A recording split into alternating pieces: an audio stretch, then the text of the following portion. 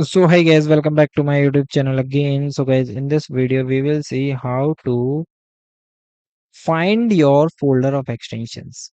So guys, if you want to delete all the extension and find the folder of the extension, so guys simply go to the option of this PC. Then guys open your C folder. Then guys here you see the option of user.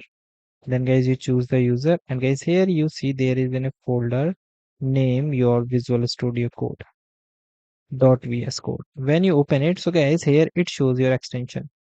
So here it shows all the extensions that you installed.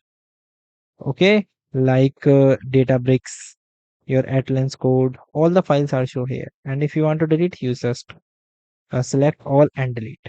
So this is the way that you can do. And guys, thank you and have a nice day. And guys, subscribe our YouTube channel for the further information. I hope this video is very helpful for you.